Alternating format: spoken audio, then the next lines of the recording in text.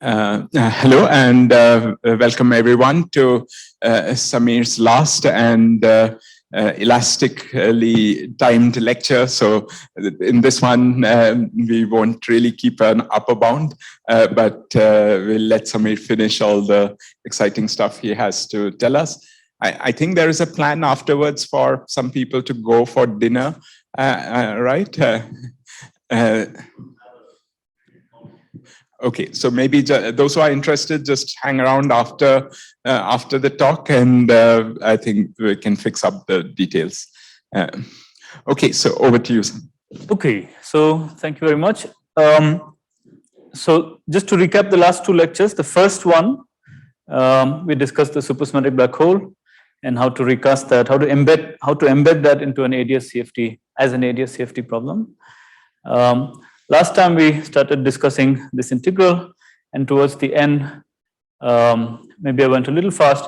I started telling you how to evaluate this integral in asymptotic limits as tau goes to 0.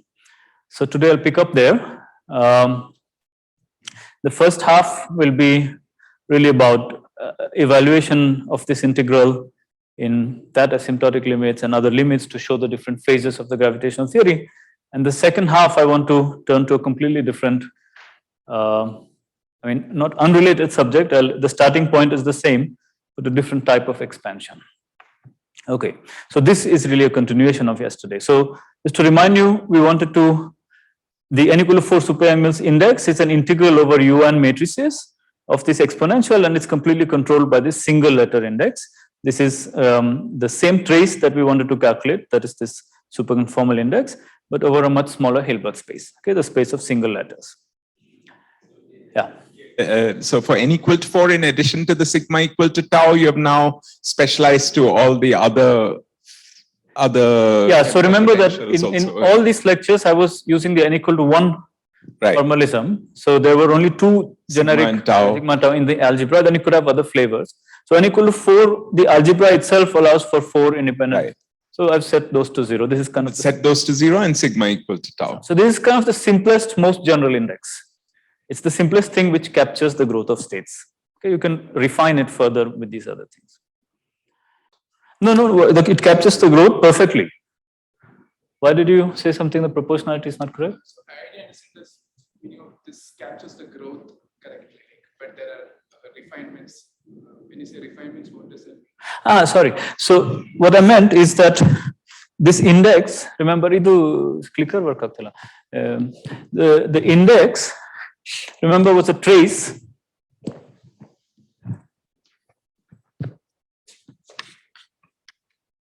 In general, you can write it as a trace of the full Hilbert space. We have some -1 to the f, q to some eta. Yeah, thanks. Q to some, it was J1 plus R by 2, minus P to the J2 plus R by 2.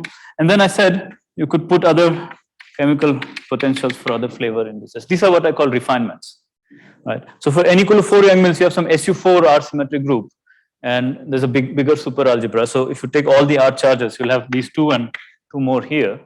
But I've just set all of these to 0. So this is 1, and I've also set P equals Q. So that's the sense in which it's the simplest index. And when I said it captures the growth of states, I mean that if you do the same operations in gravity, you'll get a one variable function in gravity. This is what we were studying, which captures the free energy of the black hole. And this is exactly equal to, I'll show that the free energies are exactly equal. Refined means that both in gravity and in field theory, I can turn on these other extra chemical potentials. So a set of states are now will have more information. So I can do that on both sides. Okay, I won't do that in this. All right, other questions about the setup?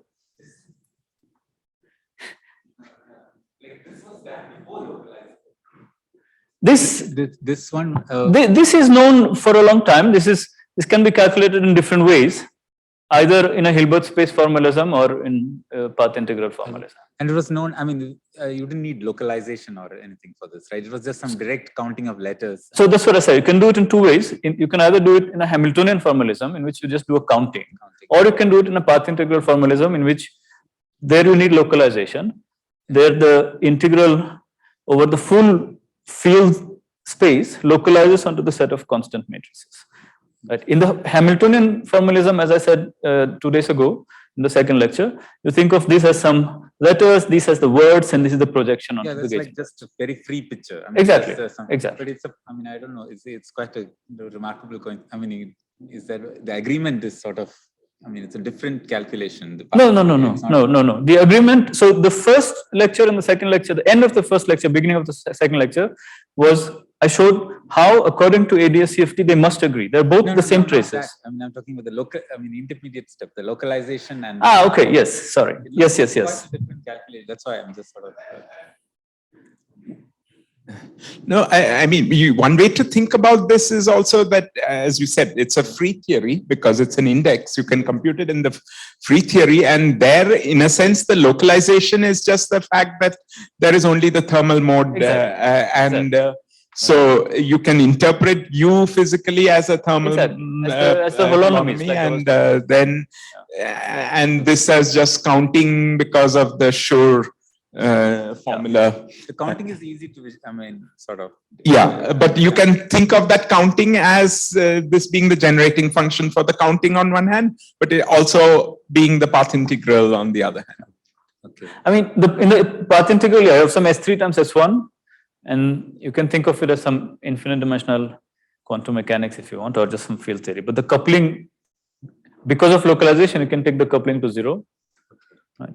And then the only mode that survives is the mode which doesn't have the 0 mode, which doesn't have the coupling, and this. Okay. Sorry. Some notation. Naveen, yeah. So x is e to the 2 pi I tau. Right? X here. Yeah. X, this is just, I'm just saying what the function is. Yeah, but the argument seems to be k tau there. Excuse me. Thank you for the, sorry. This should be tau. Thank you very much. Thanks. Yeah, no, this should be tau. And I've also said that. Yeah. Thank you. All right. So now maybe I write that here. So f of tau. In fact, I'm going to call it q. Q to the q. Thanks, Naveen. Okay. So these eigenvalues. So you diagonalize this unitary matrix. And these are the eigenvalues and these eigenphases, angles, ui. You write the invariant measure, Haar measure, in terms of the flat measure of these eigenangles, eigenphases. Okay, so this is an n-dimensional integral. You start with n square. And when you transform the measure, you get some van der Monde determinant. Van der Monde determinant is an interaction between pairwise interaction between eigenvalues. Now notice that even here, there's only a trace U dagger. Okay. Therefore, in terms of the eigenvalues, it's also only a pairwise interaction. There's no trace U. It's not trace U to the Ku dagger to the things like that. Okay.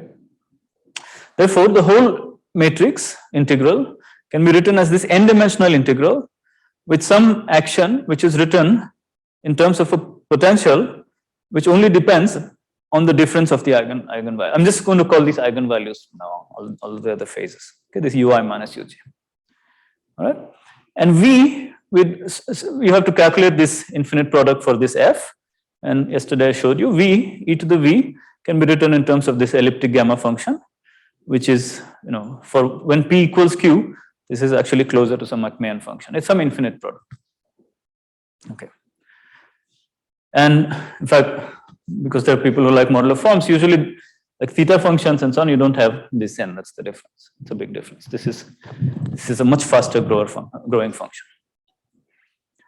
Okay, so that's the problem. And our job was, there were two things. This is still a review. So you write this in of tau. So that's the canonical or the grand canonical index in terms of the microcanonical indices. And the first thing I showed you is how the microcanonical indices agree with the black hole formulas.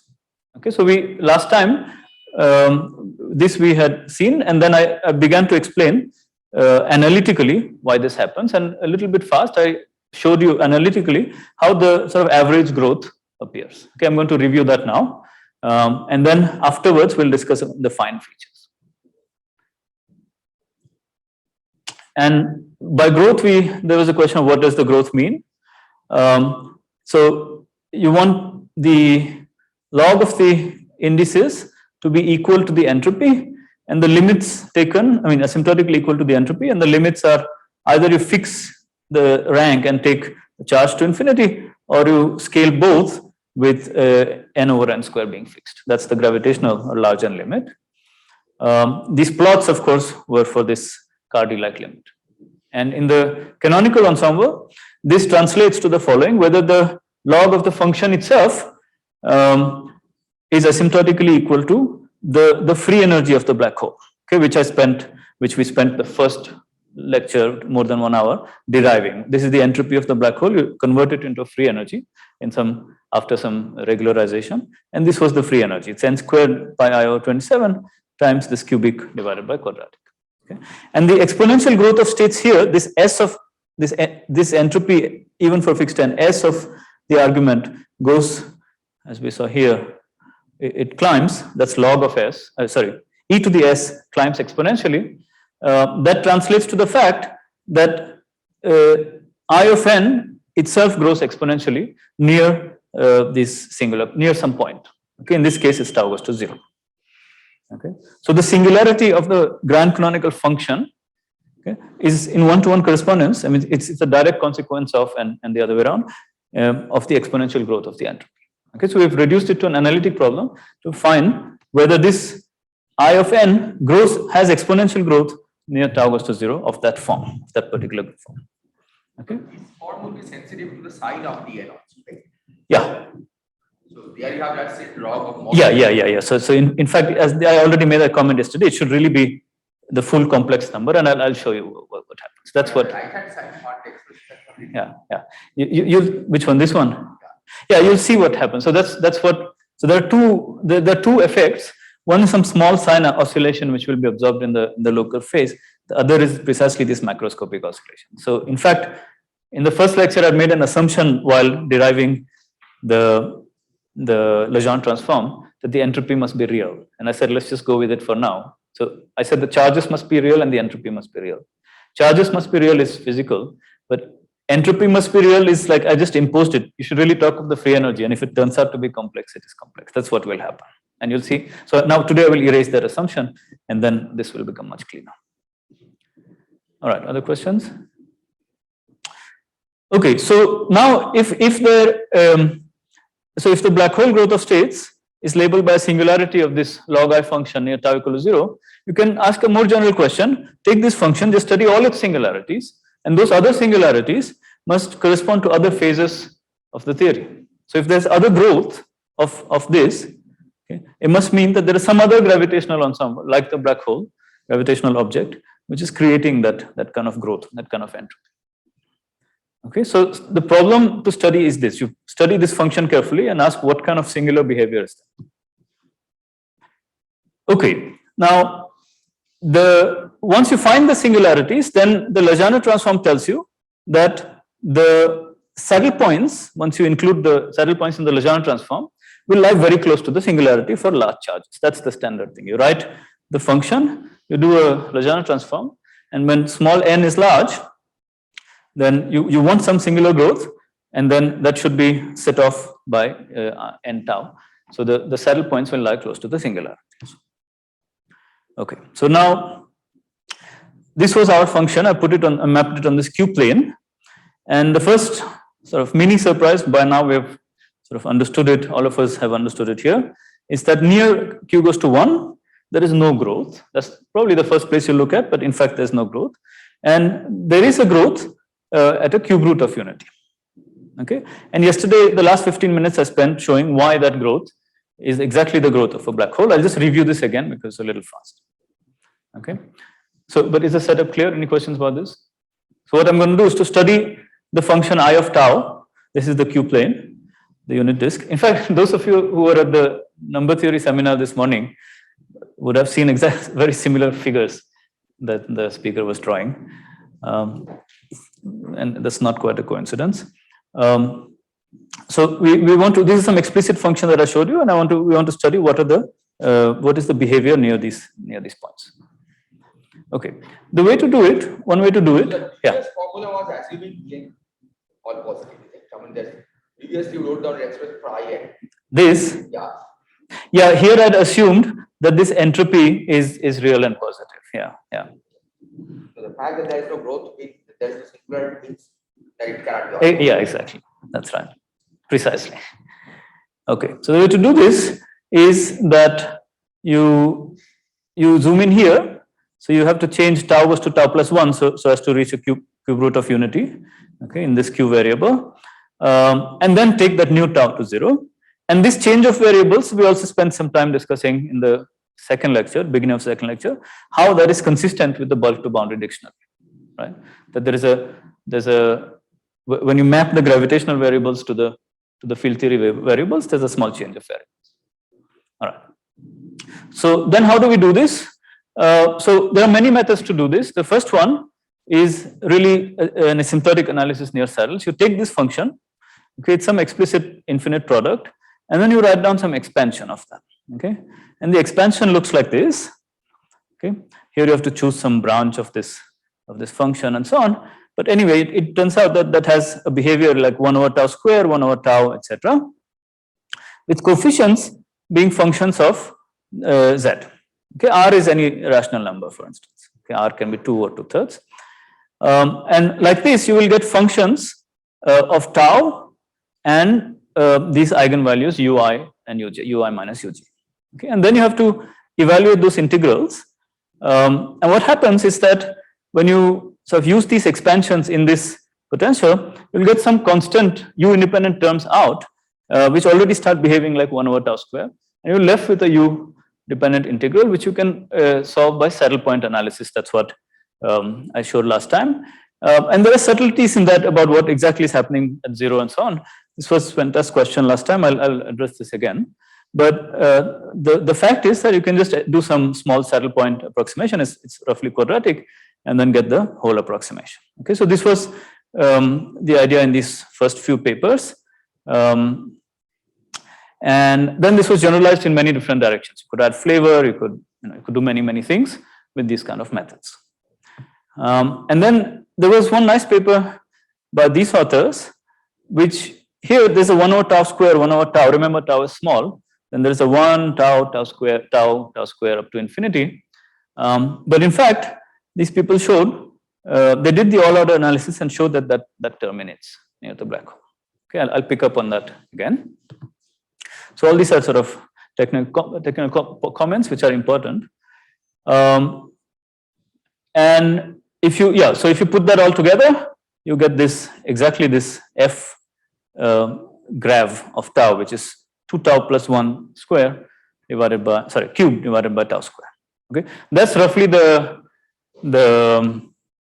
method, the first method, which is completely rigorous. So if there are other questions, maybe you can just, I don't know, write me an email or something. I'm happy to go through the details more than this anytime. Okay, unless you sort of something bothers you with this, then please ask a question right away. Okay, so then the next point was, so that's how we reproduce the black hole entropy. Maybe I'll just stop for the 5 seconds, 10 seconds, if there are any questions.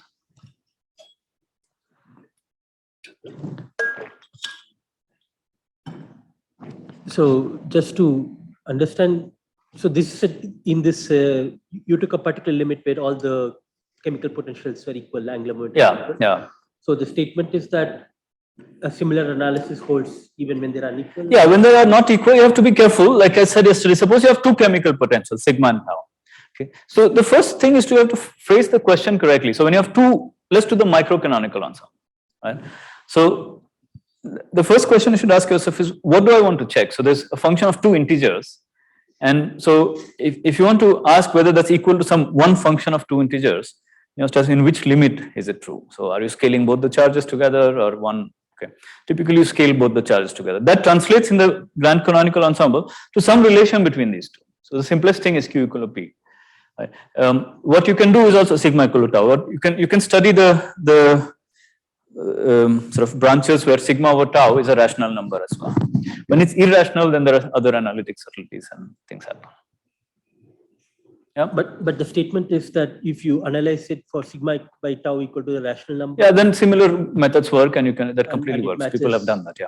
On Yeah. both sides. Yeah, there's one paper by Benini and someone who did that. Yeah. Okay. Actually, we also did that. Sorry, in some paper. Yeah. Okay. Good. So that finishes the black hole story. So now the next thing is, well, so there's two non-trivial roots of cube roots of unity. What happens here?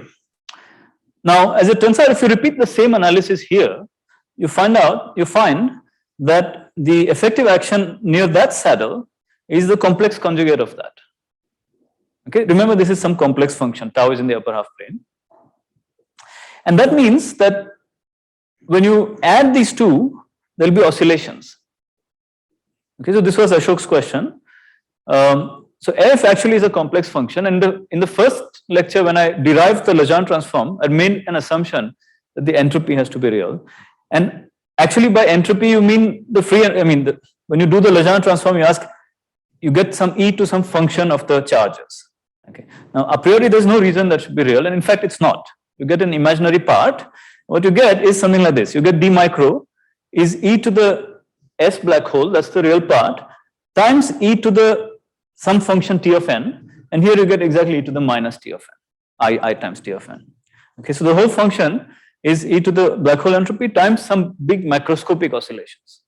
Okay, and I emphasize that both of these go as n square.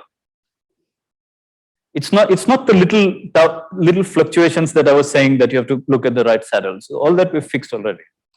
Okay, this is the full macroscopic function.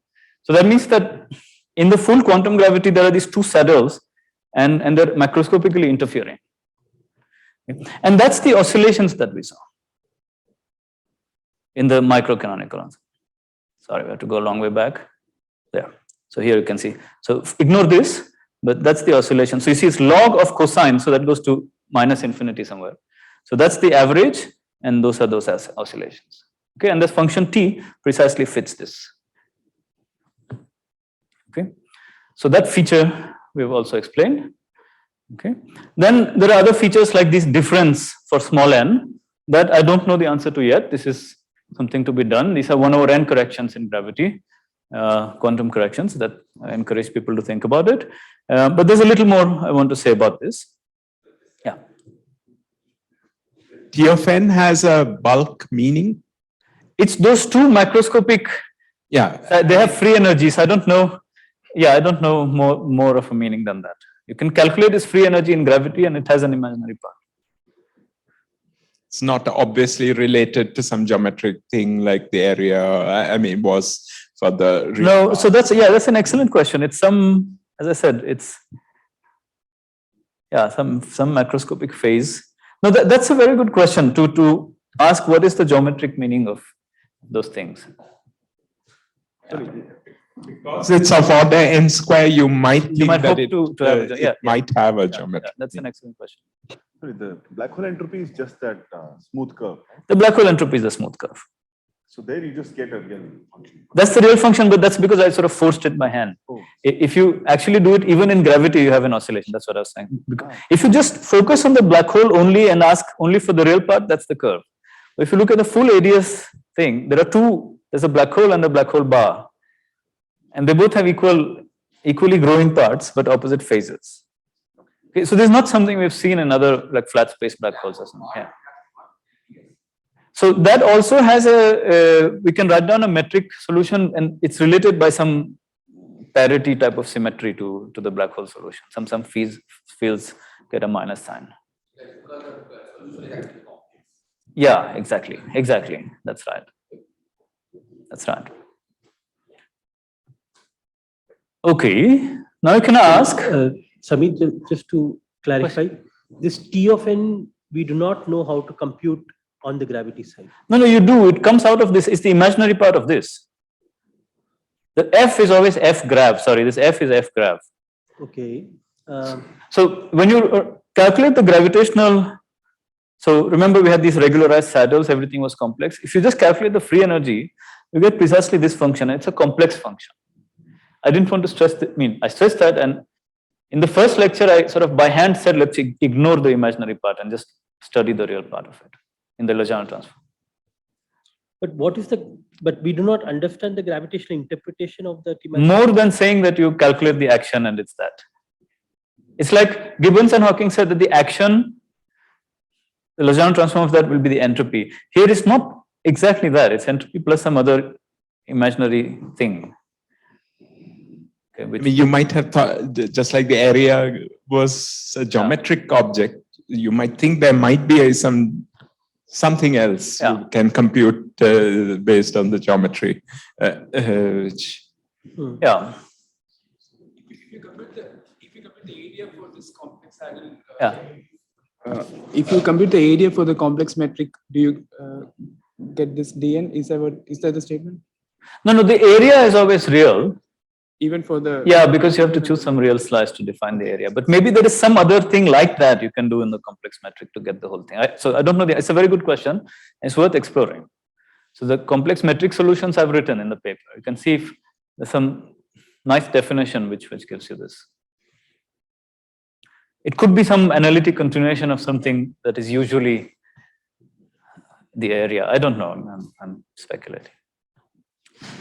Okay. Now, in string theory, you often have a B field. Maybe it's a B field. Complexified exactly. area. That's right. That's for a two form, but it's some generalization. Maybe there's something like that. I mean, there is a Green-Schwarz term in 5 dimensions in type 2B, so maybe it's something like that. Okay. Now, so that finishes that. So the next question is, okay, if at the cube roots of unity you see this growth, why not other roots of unity? So question. So do you expect this oscillation in dn just from the counting in the counting? We just saw it. No? We just saw it happening. Like, I mean, as in others, is there expectation why it should have this particular periodicity and so on, just from some a priori? Yeah. I don't know.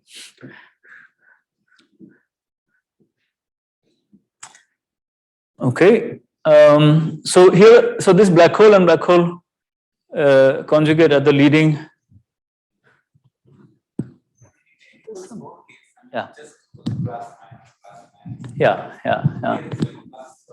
And then it's some very, so that pattern of signs is in the microcanonical ensemble is very difficult to explain, and then you'll see that it's these two. What happened to this?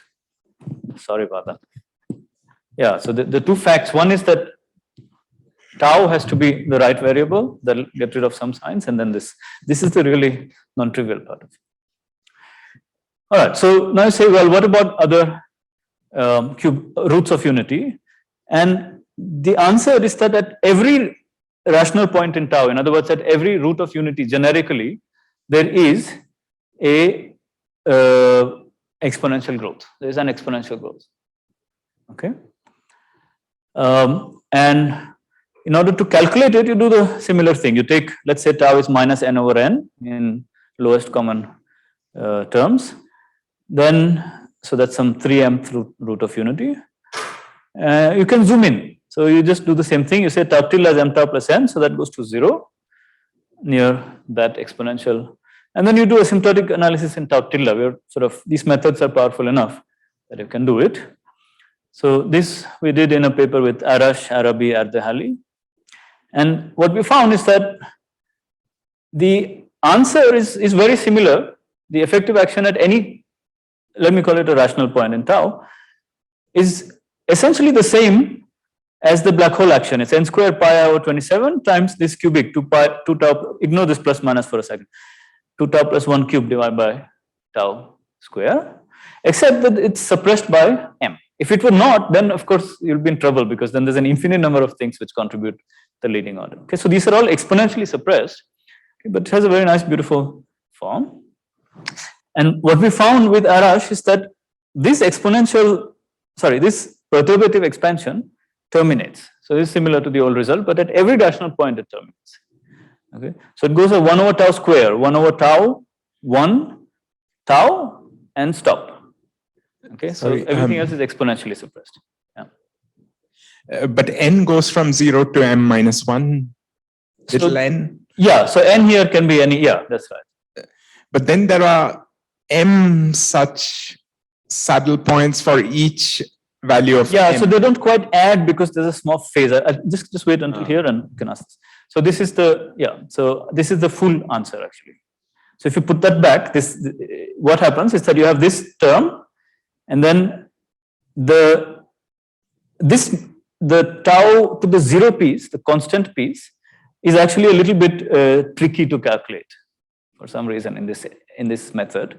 You can do it. So in fact, we didn't even, so we just wrote it as some function which is hard to, I mean, this is something we're asking number theorists. What there's some function which hard to recognize. It's some discrete sum, you know, some Gauss sums, things like that. Okay, so there's an overall factor of n coming from the fact that there are n such saddles. So we, in this u integral, which goes over a circle, we said, earlier I said that everything actually comes from u goes to 0. And then you just do some Gaussian approximation there. But in fact, if you look at it carefully, there's some residual part of the gauge group, which is Zn, which is actually a symmetry. This is the Weil type of symmetry. Not Weil, sorry, what is the name for it? Should know. Huh? Center, thank you. Center symmetry, which is Zn. And so you get actually n different vacua, and therefore that's what this n is. Okay. And then here also there's an n dependence and an mn dependence. So you can see that these are finite expressions. There's some phases, which it's for mathematicians to understand. Okay, this is the full answer. And here you have something which is also just a number. Okay, this I wrote out this in a little bit of detail to answer Spenta's question of the other day. What happens actually is like this. You remember you have this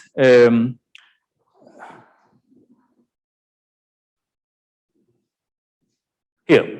Okay, so you have some integral over these eigenvalues and this thing. Now, as you pointed out correctly, because of the measure which I had put in the vector multiplets, this actually has a 0.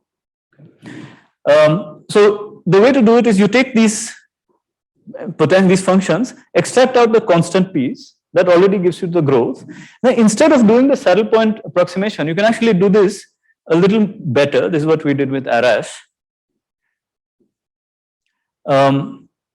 And it's like this. So the full integral over u, you extract out the constant piece, that's this. Okay? And then you're still left with an integral over u. And here you see a measure which vanishes. So these are the set of positive roots. Okay, it's still the same u integral. This is really the small Gaussian integral near 0 that I'm doing. Okay. And this is a set of roots, and this is like for SUN, for UN Yang-Mills theory, this is ui minus uj. So there's you see that this vanishes as it should, times some small quadratic piece. Okay.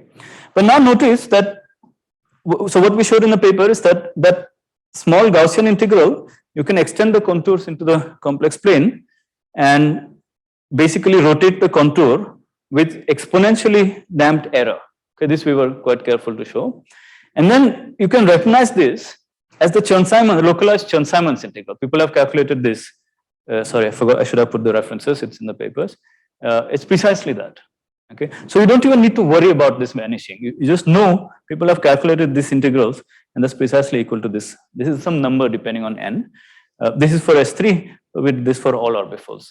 Okay. These, I said Zm, but really this, so for m comma 1, these are length spaces. For m comma n, is that what you're going to ask? For m comma n, these are other orbifolds. Question. What's the interpretation of tau in the Chern-Simons? Okay, so that's just exactly the next slide. So this is the answer. I just wanted to show that it's even better than what I said last time. Right? Any questions?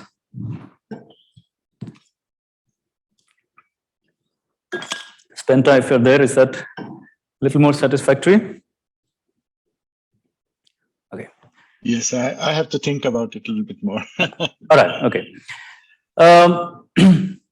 Yeah, let's talk later. Okay, so now I want to, so once we derive this expansion in this paper, I mean, it's curious that this Chern-Simons thing is appearing, and we wanted to ask, is there something to it? Okay, this is the localized path integral for a dynamical Chern-Simons field, and it looks like you have an S3 times an S1, so it's really like the KK reduction of the 4-dimensional theory onto the 3-dimensional theory. Then you can ask, well, what about these? Are these also some kind of things coming from Chern-Simons theory?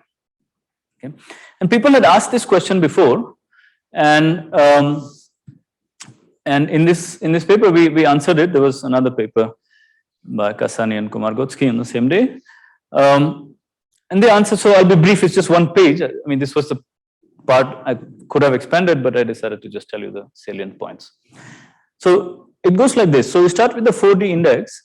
So that's some supersymmetric partition function on, this is S3 times S1 with a fibration which is tau. So that's the answer to your question. It's going to appear in the Chern-Simons theory in a second. So you do a Kaluza-Klein reduction to 3 dimensions. Okay, you have to be careful about this fibration. We can do that. And then you ask, what's the effective field theory in 3 dimensions?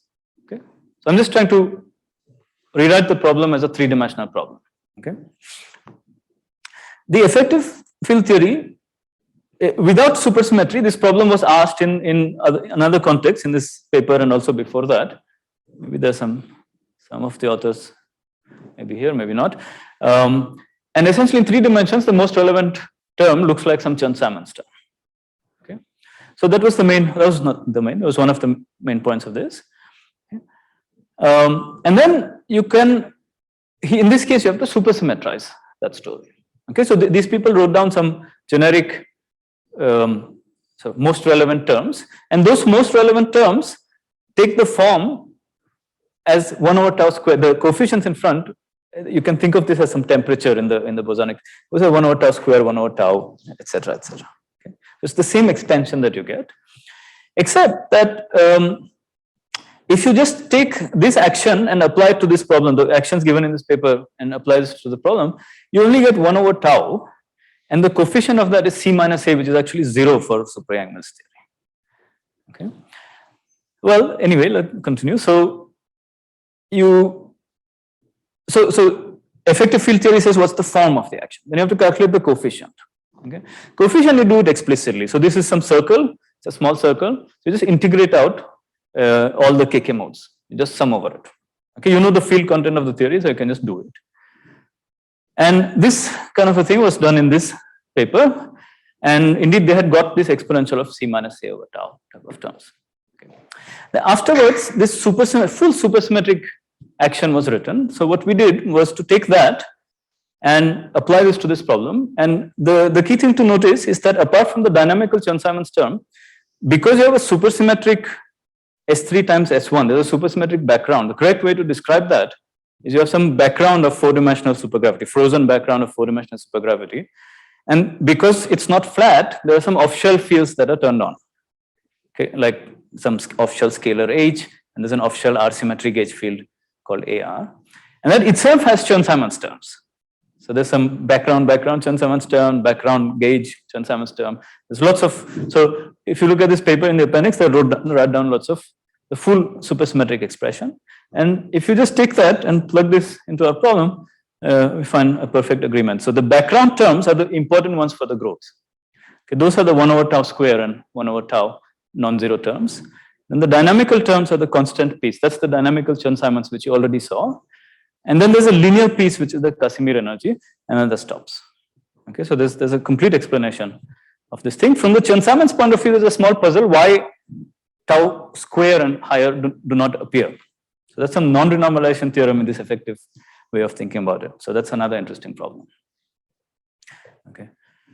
So the sort of philosophical way of thinking about it is you look at, so what Cardy did was he was looking at the torus partition function and related the high energy growth of states, which has to do with the energy couples to the time circle. He said, well, that by modular transformation, that's equal to the vacuum energy. That has something to do with the space circle.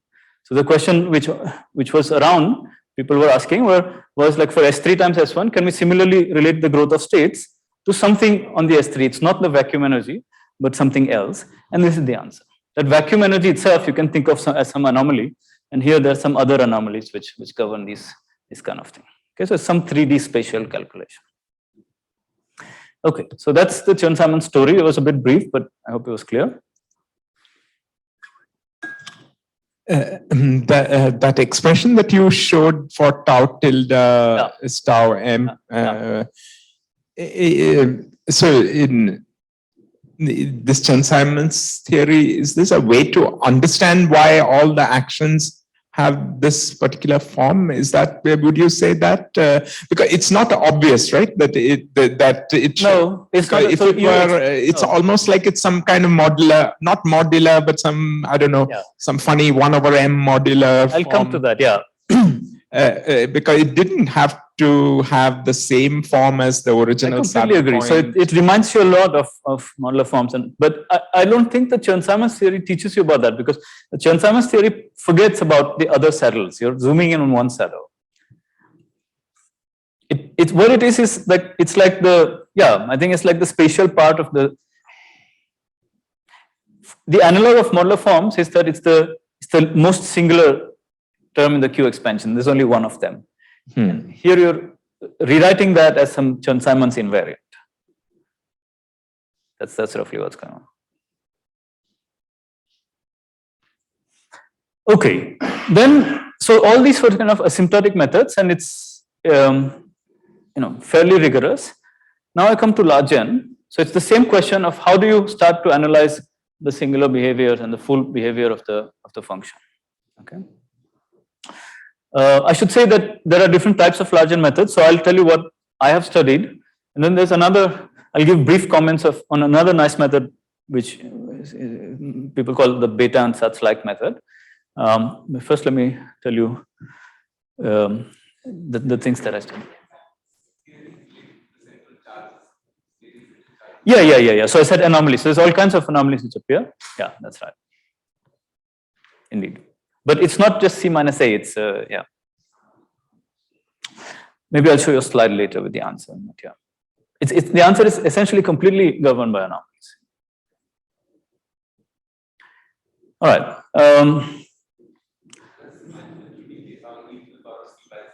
Yeah, exactly. So that was what promoted people to ask, well, can I understand this growth of states in some, Cardi-like, with some Cardi-like, yeah. I think the point was that you said it would seem to go like C minus A. If you do it naively, it doesn't work. So you have to be a little careful about the background. So that's what we did. This background is not related to the original background that you were putting. In the Burke. Huh? In the Burke. Or even on the boundary, you were putting it at first in this twisted background, right? So, yeah, so you can always write down some metric on the boundary. That's what the gravity tells you. What's the boundary metric? But now if you want to analyze the four-dimensional theory on that metric in a supersymmetric way, then you have to be, you want to write a super algebra, then you have to be careful. So you have to couple it to some background supergravity, and that's important. Okay, so that metric, its completion. It's supersymmetric completion. Completion is what? Involves auxiliary, non-zero auxiliary. Those are, but it's the same thing. It's the same metric. metric. You wrote with the omega 1, omega Exactly. 2. So the fact is that it's positive curvature, it's S3. So it can't solve the equation. So this is this Festuccia and all that. Yeah. Okay. So let's get back to this integral. And now let's try to analyze it from the large N point of view. So notice that firstly, so I already said this, that there's a pure two-particle interaction. There is no single particle potential for UI. Okay. So this means that the usual way of analyzing large N matrix model, namely, a la Brezin, 6 and Parisi-Zubair and others, that you have some potential and all the eigenvalues condensed there for the single particle potential, and then the two particle potential just sort of spreads the eigenvalue with some small repulsion, and there's a perturbative parameter, and there's some branch cut on the complex plane. You can't do that because there's only two particle interactions. The second point to note is that this coupling is naturally complex. Okay? So firstly, a priori tau is a complex variable. But secondly, from gravity, we saw how the saddle point picks a complex value for tau. You cannot avoid that. Okay, that was an important clue for us, that this tau cannot be real. Real in this tau means purely imaginary. It cannot be purely imaginary. There has to be a real part and an imaginary part. Okay. And therefore, the type of analysis of Gauss, Witten, and Wadia you can't do, because there's like some real line. And you can ask what is the phase here and what's there. It's a much more complicated problem, which is which fills up the complex plane. All right. So this is the U plane, the complex. So because this is complex, so again in these old matrix models, the coupling constant was real, and therefore the eigenvalue distribution was also real. So if you look at Gross-Witten-Vadia, there's some the things live on a circle. You have to find what is the density. Here, if tau itself is complex, then if you want to find saddle points, it's only natural that the fields also become complex. Okay, that means that these eigenvalues go away. It's called a unitary matrix model, but I'm looking for saddles away from the circle. All right. This is the original circle, 0 to 1, and it's periodic here. There's one natural mark point called tau, which is a complex number. So if you want to find saddle points in the complex plane, you say, well, you have to extend the potential to the complex plane. One way to do that is the usual complex analytic continuation. If you do that, you find that although there's a mark point and it kind of wants to be a torus, that function is not periodic along this direction. It's periodic here, that was the original problem, but not periodic along the B cycle. Okay, but numerically you can see that it's almost periodic. Okay, so it's periodic plus a little bit, then you go more, it's plus a little more, and so on. Okay. However, you can also extend this function, which is a priori only defined on the real line, in a different way, which is doubly periodic, meaning it's periodic here with 1 and with tau, of course at the expense of meromorphic, because the meromorphic continuation is unique. Okay, such doubly periodic functions have been well studied by number theorists. This goes back to these functions are called, this function is called the Bloch-Wigner elliptic dilogarithm, and then many people studied it. It plays some very important role in number theory, L functions, things like this. There's a keyword regulator function. Anyway, there are many accessible papers, you can read it. Sorry, I should have said, there's also a nice book by André Weil called Elliptic Functions According to Kronecker and Eisenstein, which also discusses these functions in a very elementary way. So on the real axis, the original matrix model, these functions reduce to what we have, and then it's an extension. Okay. Now, so I should also say that with some mathematicians, I'm working out, working on this problem a little more, and there's some very interesting mathematics going on about some multi-valued version of the functions and single-valued and okay, all kinds of things I don't want to discuss now, but there's some exciting stuff there that you can kind of think about a meromorphic function on the torus as well, things like that. Okay, so let's not discuss that. I'll just tell you the status now with all the gaps. So if you have a doubly periodic function, then it's easy to find saddle points. In fact, if you go back here, if you just look at the original function, you ask what is the saddle point? Well, there's no place on this line where the eigenvalues can condense, and they all repel each other equally.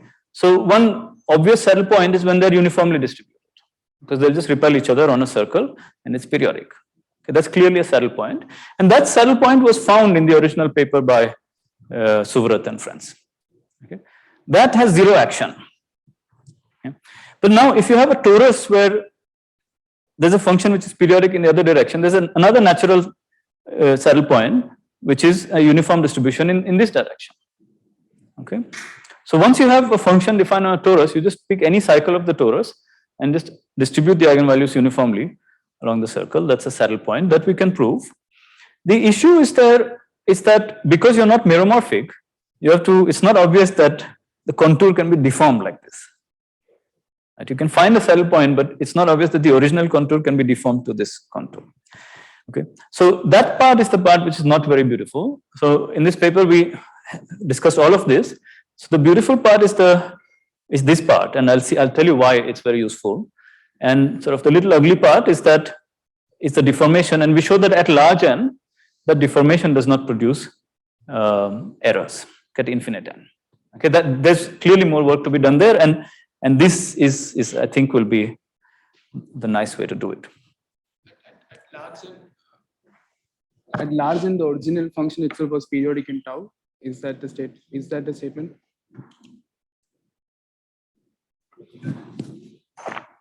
Not exactly. It's more subtle than that. Okay. Right. So, but now you can say there's a family of saddles. Take any m comma n circle. Okay, this is 0, 1. This is 1, 0. That's 1, 1, and so on. And that as long as they're relatively prime, that's a saddle. Okay. So then you can measure what's the action. Okay. To measure the action is not very easy. You have to calculate the action of this uniform distribution of this fairly complicated function. Here it turns out to be 0. It's quite easy to do it. Now, what helps us here is precisely this formula. Maybe I wrote it here. Yeah. So the action of the saddle is some integral along this cycle. And what helps us is this formula which the number theorists give us called the block formula, which is essentially a double Fourier expansion of this Bloch-Wigner elliptic dialog. Okay, so all of that is so very nice work, and it helps us crucially. And you can just calculate it in 3 lines. And here's the answer. Sorry, I'll tell you the answer, but before going there, I want to just make some brief comments about the other method. But as I said, firstly, I'm not an expert, and 1 page will hardly do justice. So please read these comments, these papers starting from this one. Okay, so the idea is you start with the same integral that we started. Think of it as a contour integral in n dimensions. Okay, now you keep everything meromorphic in this method. Okay, this is Benini and Milan. And then you deform the contour integral in such a way as to pick up the residues. Okay, that's the idea. Now it's not easy to find the location of the residues. The residues, the location of the poles are given by some set of equations which look like beta-Ansatz equations, some transcendental equations. So you can write some formal expression that's the sum over beta like roots of the residue, and then the residue is also not very easy to calculate, but at large n it also simplifies. Okay, so that's what they did, and they picked up the residues and wrote some answer. Okay, here, for instance, yeah. Okay, so then you can sort of try to identify what are the different poles or residues which correspond to the different saddles. And at some basic level, there's a one-to-one correspondence between these 2 methods. So they also have uniform distributions, and those what we interpret as saddles, they interpret as some poles. Okay, there are slight. It's not exactly the same. Certainly not at finite n. Okay. Good. So as I said, this was a very brief thing. Let me go back. Now I'll tell you what the answer is, okay, unless there are questions about the method.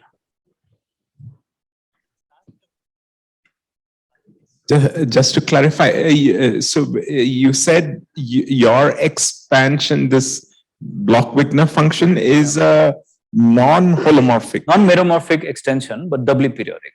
But is it a bit like the, I mean, is the non-holomorphicity somehow like in an Eisenstein series? Yes, it's very closely. In fact, there is a non-holomorphic Eisenstein series. So it was sort of discovered like that. It was not a linear path. What Bloch discovered, Bloch's formula, is that their function, which is a priori defined in some very different way, using some dialogues and so on, actually has a very simple double Fourier expansion like Eisenstein series. Chronicle Eisenstein series, you have two directions. Yeah. Mm-hmm. So non-holomorphic chronicle Eisenstein series. Yeah. So there's a left and right moving weight.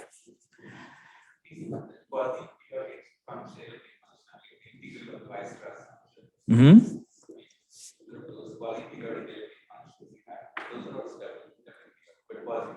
Yeah, so like theta functions. Theta functions are also not doubly periodic, but their forms, they're almost doubly periodic.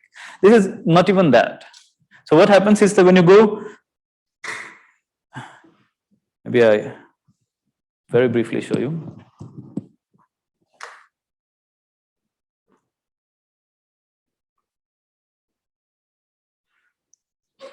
Here it is. Here it is. So here is the equation. So z goes to z plus 1, it's periodic. And when z goes to z plus tau, what is happening? I put it on some slideshow. When z goes to z plus tau, the lack of periodicity for the theta function is some phase. Here, the lack of periodicity itself governed by the theta function. So it's sort of second level thing. And then this it looks like this. There's some function q which on the real axis agrees with gamma, okay, and the absolute value is doubly periodic, and that absolute value is this elliptic dialog which has this Eisenstein series of weight 1,2. Eisenstein Chronicle series. So sorry, Samir, can you hear me? Yeah. Yeah, I have a question. You said the last comment you made about Benini and et al., which was that their method doesn't agree at finite end, it's not the same. Could you please elaborate on that?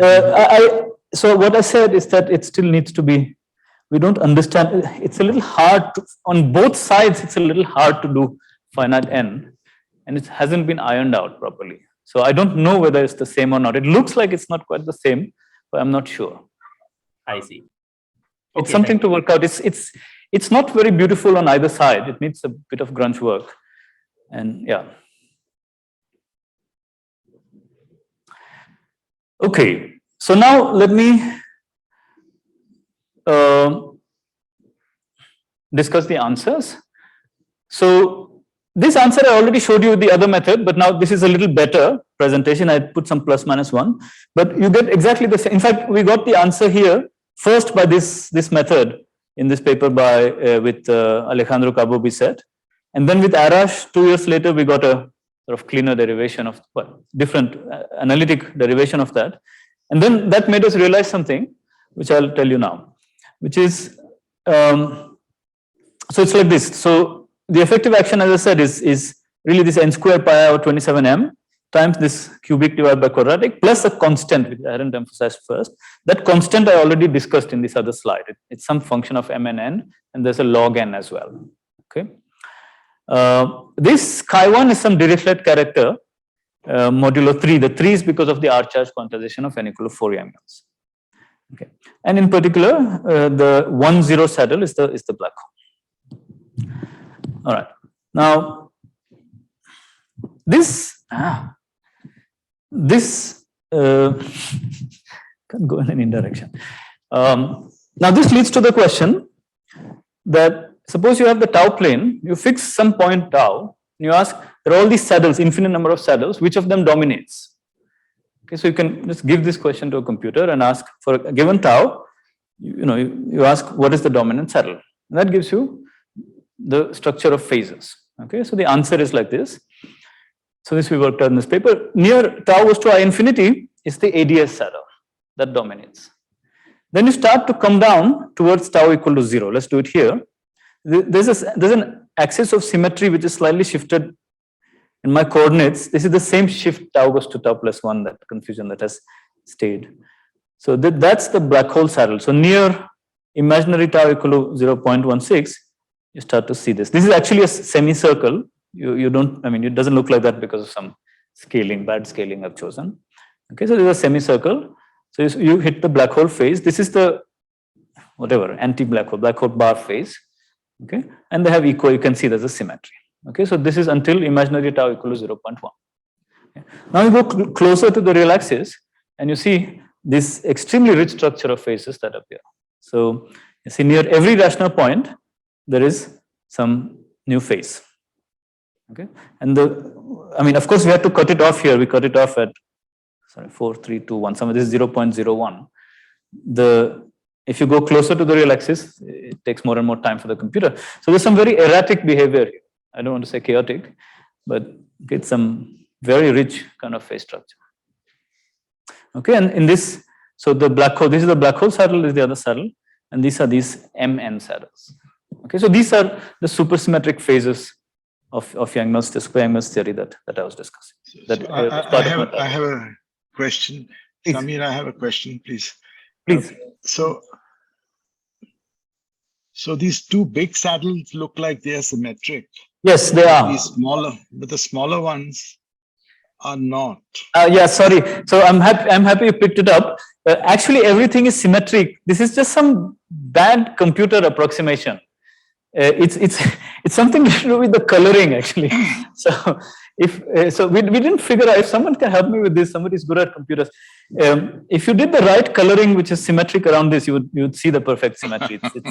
You see these two. It's actually symmetric here. See this and this. Yeah. It's just that this thing, there should be another thing here, but it's some color you don't see, and this you don't see in this. Okay. Thanks for that comment. Yeah. Not at all. So would you interpret these as smaller black holes or something? Good. So that's exactly the next question. Next slide. So what are these things? So first, let me give you some comments on the formula, okay, itself. So here is a formula I write. I say that the index is a sum over all these pairs of integers, e to the, by this I mean the full expansion. There should be some n here and some, prefactors and so on. I've not written that just to keep it clean. Okay, but each of these sort of the quantum effective action we've calculated. And I want to write a formula of this sort, that the full index is a sum over these things. Okay. What is the sense of this formula? So this is some symbol that I write. So firstly, I should say there is no such formula. Okay. Why is there no formula? Firstly, we don't know if these are the only saddles. Okay, so we don't know if this is really true. There might be other saddles. After these MN saddles in one of the papers, I think this one, we refined it and we found some more saddles which are sort of even more exponentially subleading, which has to do with some finite group structure and so on.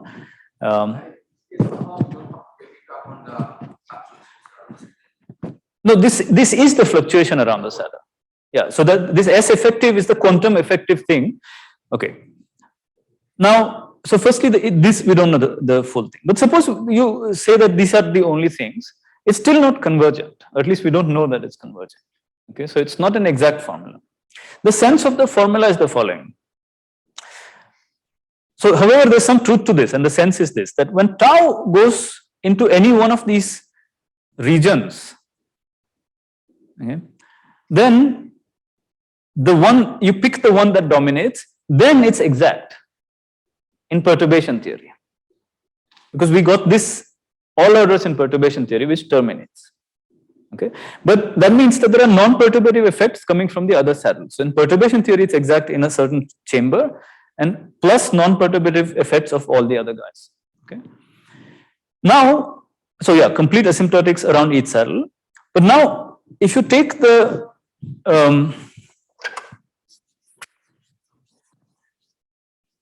so suppose you're at finite n, I don't know if everyone can see it, I'm sorry, but suppose there are two chambers like this.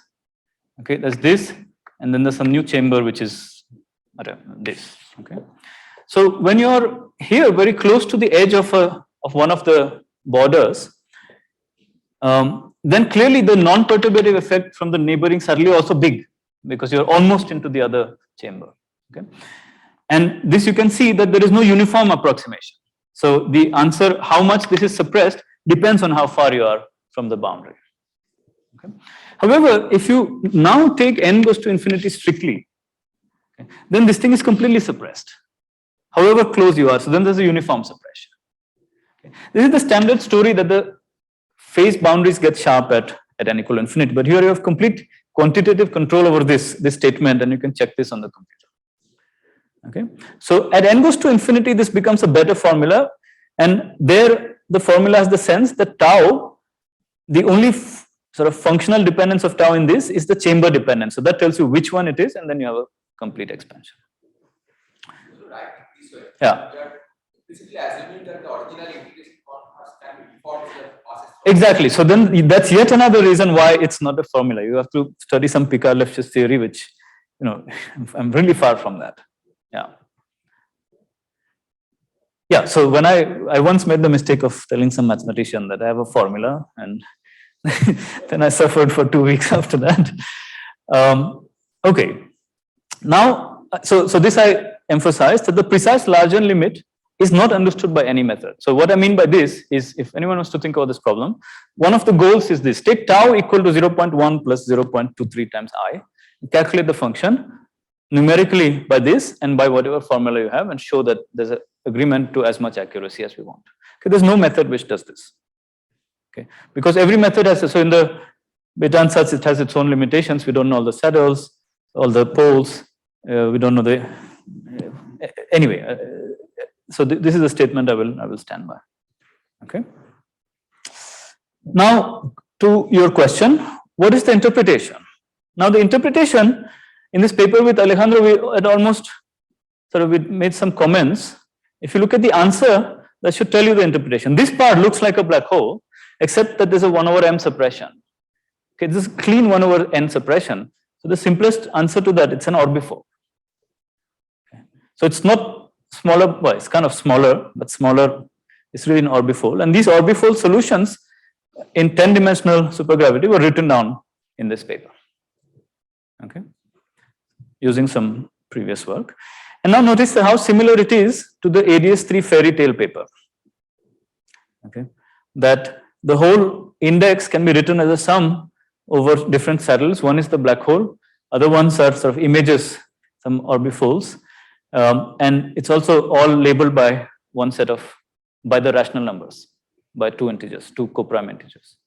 Okay, and here comes this comment that there is no modular invariance in the story. Nevertheless, you're getting some expansion like this. Okay, so that I find very interesting. Yeah. But ultimately, it's probably due to that Bloch-Wigner. Yeah, so there is some back. So underlying. I think the keyword is what we also heard in the seminar this morning, something called quantum, quantum modular forms. But I don't want to discuss that now. So that's the feeling that there is something like that behind the story.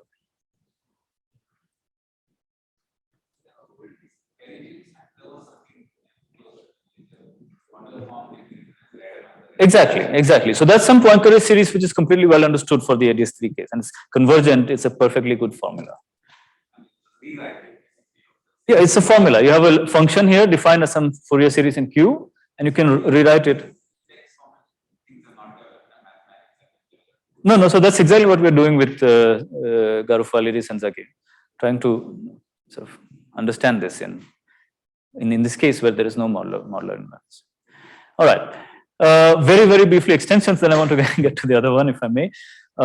So we can generalize this to arbitrary n equal 1 CFTs, and somebody asked, so basically the full action is controlled by all the anomalies of the theory, all the 12 anomalies of the theory, they enter here. There's a large families of saddle, the ones I showed you, but also further orbifolds of that. Whenever like m and n are, whenever m, n and the rank are not coprime, then you have another possibility of quotienting, things like that. Okay, there's some whole structure there, which we rewrote here. There are also previous works about that.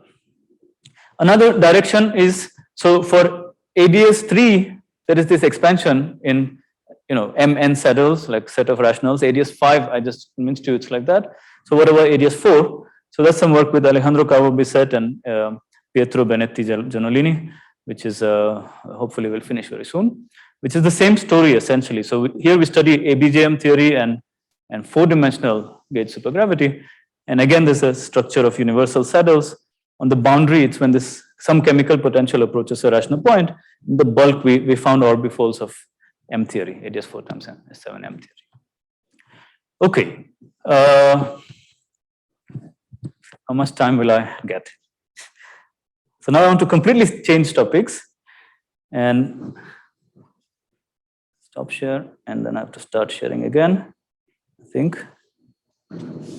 So just one question. This is this orbifold is over and above the ZK thing, right? Over and above? If you're working in general K. Here, yeah. So here there's an issue actually. So somehow in the K, yeah, so it's over and above that. Yeah, you're right. That's right. That's exactly right.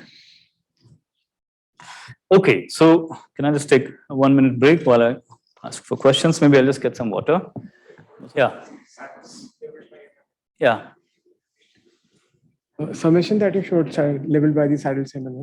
So like initially I thought on the gravity side was the exponential of these classical action term. Yeah. But here you wrote the effective action. So so what I meant is that it's in gravity, it's always the classic semi-classical action, and because you're at large n. Yeah. By fluctuations, I meant, yeah, I mean, in principle, whatever fluctuation there is should appear.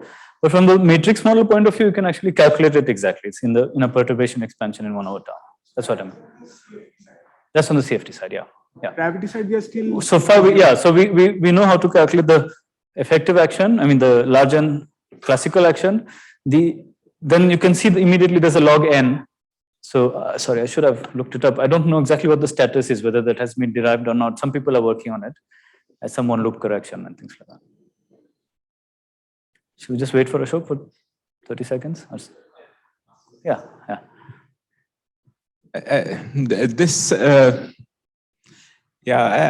I don't know. It vaguely reminds me of something which is like in Chern-Simons theory.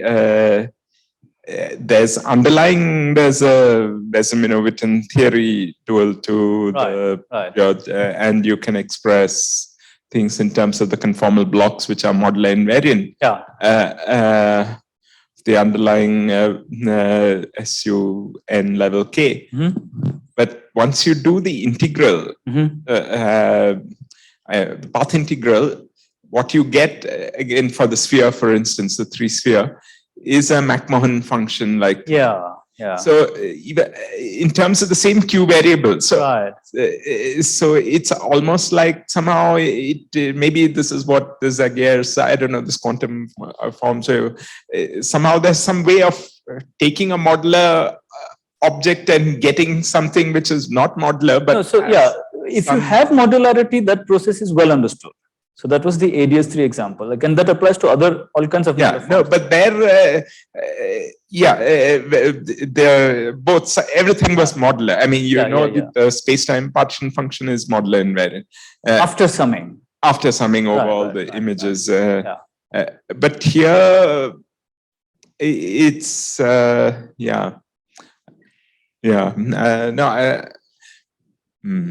It might be related in that. Because the McMahon function comes up in the Chern-Simons theory or these things as in a very similar way, but I was wondering where somehow you also had this doubly periodic function which gave rise to something which was then not I mean, after you did the integral, you didn't have something doubly periodic, but so okay, no, it's not really a question. No, it might be related. Okay, so so now I want to change topic slightly. Right. So now I want to tell you something about the same. As my starting point is the same. It's this unitary matrix model, and I want to tell you something about something called the giant graviton expansion. Right. In this story, there is essentially no gravity. It's all about the matrix model. The starting point is slightly more general than what we have. You don't have to study indices. We're just studying free gauge theory. Okay, so this is exactly what you're saying. And by this counting procedure, if you want to calculate the partition function, then you think of this as some decoupled harmonic oscillators, and you get the same integral that we were studying. Okay, F here is the same single letter trace. So this is for the, you could have a partition function, or you could have anything else. You could have multiple letters, you can have minus under the F, anything. This formula is still true. Okay. Now in this sort of set of slides, I'll label these integrals by this function. Instead of by the physical thing, I'll just call this IF. So I'm thinking of F as some input function, arbitrary input function, and out comes this set of letters. So it's basically the problem of counting gauge invariance, okay, of which the index is a special case. And of course the index is nice, and I'll take examples from there. So the index, so now I'll take many examples. So take n equal to 4 superangles. This has 32 supercharges. You can write indices in the same language that I wrote J1, J2, etc., which preserve half of the supercharges. So the simplest example is this f of q is just q. Okay, if you write the single letter trace for the half BPS, I haven't said what exactly this is, but it's similar to what we were studying yesterday. You just get some simple answer q.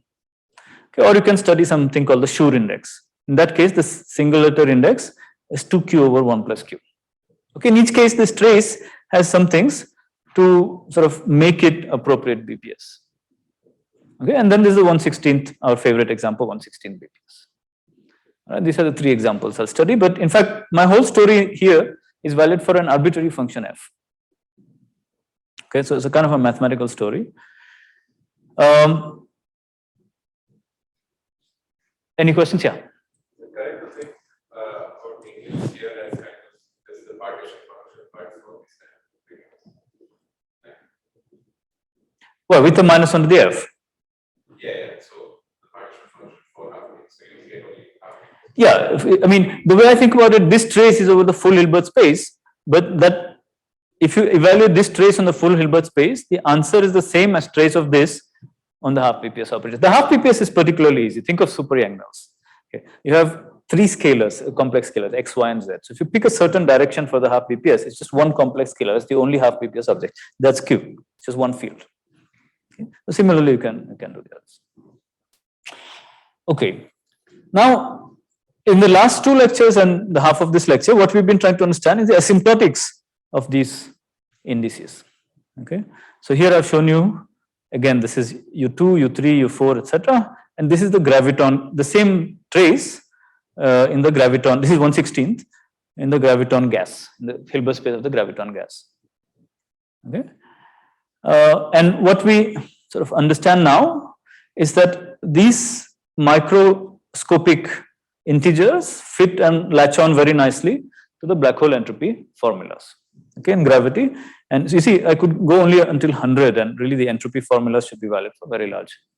But there's no doubt now that these things are really there. And notice in this way of thinking about, I mean, in this scale of thinking about it, the graviton gas is actually something very, very small entropy. All right. Now, what I want to do now is not to think of very large asymptotics, large charge asymptotics, but ask what happens at generic charges? Is there an exact formula? Okay, is there an expression for this integral that I can write by which I can sort of say something about charges? You know, not at n square necessarily, but for everywhere. Okay, so one good place to start is very low charges. Okay, so I start at the opposite n, and now I try to connect to that. All right. So to study this, it's actually useful instead of these plots to make tables. So it's the 116 BPS index. This is the charge which I now call L, what I was calling small n until now. And this is the U1 index. Okay, you can see plus and minus signs. And that's the U2 index, etc. Okay, I'm going to arrange the table like this. Okay, that's the charge and that's the rank 1, rank 2, rank 3, etc. Okay, so I write all of this. Okay, up to rank 7. And now you see a particular pattern emerging. You see that below this diagonal, the numbers stabilize. Okay, what that means is if I fix a charge and I just start dialing up the rank, I just hit a constant. Okay, let's say I'm 10, charge is 10, so I get something 12 minus 21, 36, 78, but after that 99, 99, 99. Okay, so the numbers stabilize and there's a limit in this direction. Okay. That limit I'll call d infinity. Okay.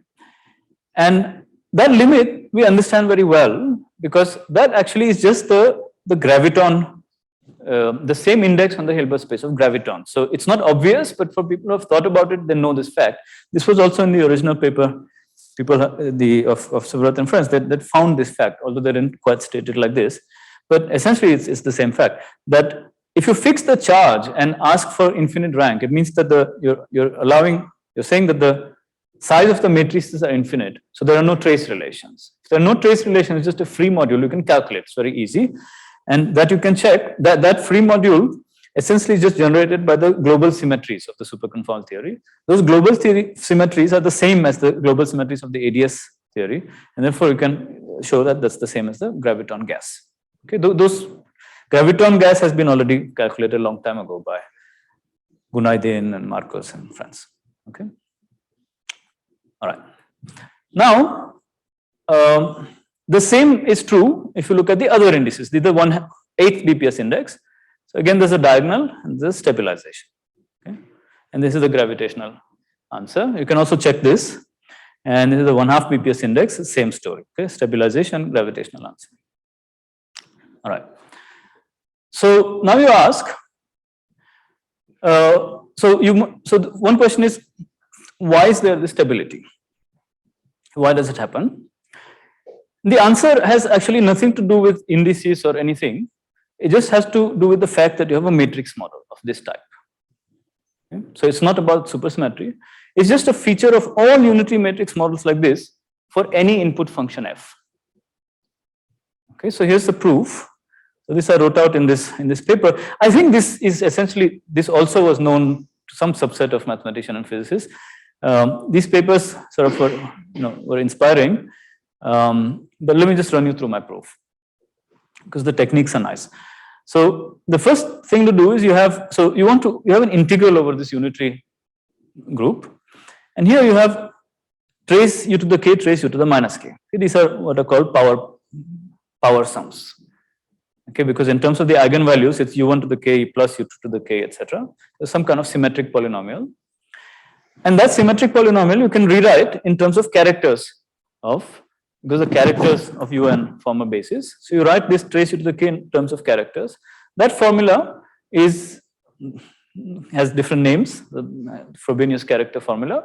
It says that if you write this in terms of the characters of the un group, the coefficients of the characters are characters of the symmetric group with the same n, the discrete group.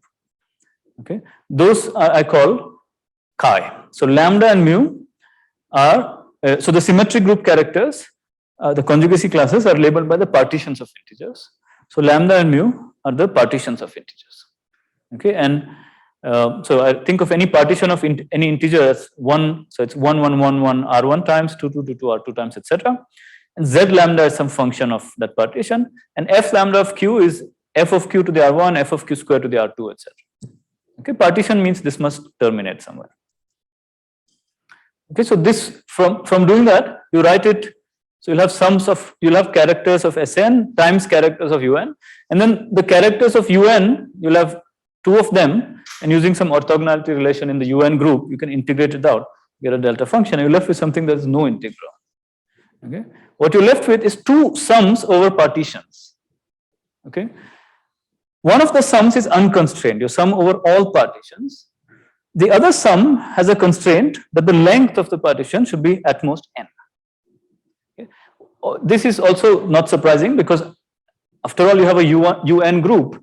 So partition means you have some Young diagram, and it means this constraint is just saying that un group has at most n rows. Okay, its characters has at most n rows. Okay, so no surprise until now. Samir, yeah. So this statement, it's important that it's un versus sun, or is it? It's slightly important. You can do this for sun. Un is cleaner, but yeah. Okay. Those numbers will change a little bit, but you can do this for sun. Or is there a general statement like this for any group? Any group means what? Any continuous group, like any Lie group. The Lie groups. SPN. Yeah, so I think all this can be generalized to the classical.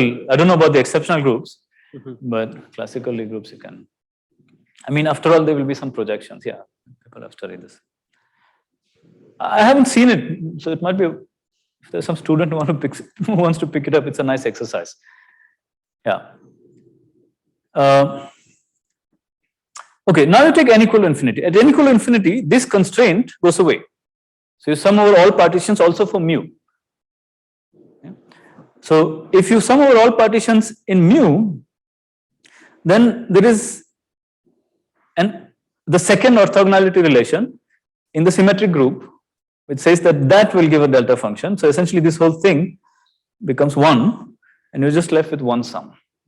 Okay, and that sum is just a free sum over all partitions. You can easily see that's an infinite product, and that's exactly what the graviton gas is, because you can. This fact, for instance, was recognized in the first few papers. All right, so that's the proof. The nice thing is that this gives you a formula which automatically discretizes this problem, keeping all the symmetries intact. So it's a very useful formula. It's a discrete formula, sum over partitions, and computationally it's extremely useful. So the numbers that are generated that I showed you, if you try to actually calculate these integrals, that method is exponentially harder than this method. Okay, so here you just all you have to calculate here is these characters the symmetric group. Okay, so I'll hurry up a little bit. Now you can ask, let's go back to our original problem. So if you remember these tables, so these now we understand. All of these are just d infinity, for which I gave you an explicit formula. Okay, it's just given by I infinity. I gave you the formula for I infinity. Now the question is what happens next? Okay, so the way you're going to do it is you divide In by I infinity. That means that the first n coefficients are just 1, because that's just completely given by I infinity. The first difference between this starts at n plus 1. Okay, you could subtract as well, but for a reason I divided. It starts at dn plus 1, and here is a second series of coefficients. Okay, so let's plot the second series and see what happens. Okay, so this is the table for half BPS index, and what I've plotted here, these red numbers are the ones which were after the first n ones after the diagonals. Okay, so I just removed the ones under the diagonal by this procedure, and then collapse the table to bring it all here. So this is kind of, for rank 7, this was entry number 8, 9, 10 up to 14, and then and so on.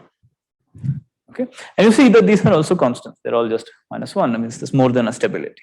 Okay, this is for the half BPS index. For the 1/8 BPS index, you see, well, there's almost a stability. Everything becomes 0 except this first row. You might say, well, okay, so it doesn't really stabilize. Maybe there's some small small anomaly in that row or something like that. But anyway, this is very easy to see what it is. This formula is just -3, 4, 5, 6, and so on. It's just -n plus 2. Okay, but in fact, there is no stability in general. Okay, if you just put some arbitrary f, you won't find stability in the second set of coefficients, and also for the 1/16 you don't. Okay, so you can see these numbers are growing; they don't stabilize. Okay, you can go very far; you'll see they don't stabilize. And the question is there a formula? Sorry, I should have said something here up, that these papers also had they played with very similar questions, and I'll make comments about that. All right. So the question is there a formula for these coefficients? Okay. Certainly for the 1/16 BPS, it's very hard to. If anybody can eyeball it, then I'll buy you dinner today. Or more generally, these ones. These ones. Is there a formula for the whole thing? Okay. The first sort of non-trivial set of coefficients for the 1/16 BPS, there's some very nice work. So Imamura and collaborators in particular have written a formula inspired by ADS-CFT for the 1/16 BPS. They said, well, you see, this starts at it's order 2n actually, not n. Sorry, I should have said that.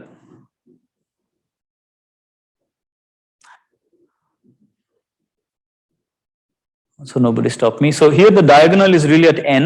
You can see that. That's for the 1/2 BPS. For the 1/8 BPS, also the diagonal is at n. But for the 1/16 BPS, it's the slope is 2n. Its slope is 2. And the reason is that this starts with 2. That's the technical reason. Okay, you can prove this using the same methods that I showed. Okay, so the slope is here 2, whereas you see here it starts with 1, and here it starts with 1. Okay, so morally it's n up to some factor. All right. Now, so because it starts with n, this looks like a D brane. And what these people did, Imamura and collaborators, is really look at ADS space and take some one D brane in it, wrapping something, and counted fluctuations of that. And they actually found agreement with this. It's quite nice. And then Graviton and Lee have yet another way of thinking about it in terms of taking sort of some particular operators and looking at determinants and fluctuations. All right, but now you can ask what happens in general. Can we do the third set of coefficients? Okay, so that's what I'm going to do in the next, let's say half an hour, maybe less. And the context is this. I'm going to be even more general. I'll take any unitary matrix model labeled by an infinite set of variables, G1, G2 up to, so these are couplings, G1, G2 up to G infinity. Think of this as either real or complex couplings. They're formal, it's not important. And I have a unitary matrix model of the type that I had, except that here, instead of here, for the trace u to the k, trace u to minus k, I give the coupling gk. So if I now specialize gk equals f of q to the k, it's all governed by one function, then I get the models that we were studying. Okay, so it's an even bigger class of models. So in particular, I could put f of k equals a function of any number of variables I want, or I could even keep them arbitrary. Okay, so it's an extremely general thing. And what I'll show is that there is this unitary integral can be expressed as this giant graviton expansion in the following sense. It's a sum, Zn over Z infinity is a sum, m going from 0 to infinity, of some functions called Gn m, okay, of G. So G0 for any fixed rank, G0 is 1. And this, I should have said something else. Here, these unitary matrix models, in the sense that we all know, if you solve the integral and get some series, either in Q or in GK, the coefficients there have the interpretation of counting some number of gauge invariants, either for an index or not, some microcanonical number of gauge invariants. Okay, that's the mathematical problem. And now if you embed this into ADS CFT, those gauge invariants, if there is a large n dual in ADS, you need a basis for them. So one basis you can choose are traces of fields of the theory, okay, of the, let's say, adjoint theory. And in the large n dual, those traces are sort of strings or closed strings or gravitons. Okay. In this expansion, the property is that Gn, the mth giant contribution, scales as has power at least g to the m times n. Okay, this, you should think of this as power series, and it has at least that many powers. Okay, so for what I mean is G0 is 1, G1 starts at power g to the n, G2 starts as power g to the 2n, etc. Okay, so that naturally suggests that the things they're counting, I mean they're counting the same things, the basis in which they're counting are determinants. This sounds like a n by n determinant and m of them. All right. And to derive this formula, so I'll have an explicit formula for G, and to derive this formula, I go through a free fermion theory, which has also an infinite number of couplings, T1, T2 up to T infinity. And there's a third formula I'll show you for the same Zn, which is an expectation value of some operator in the quantum theory, that's the first bracket, and two brackets mean that I'm going to do an average over the ensemble. So there's some bunch of states. So T labels some states in the theory.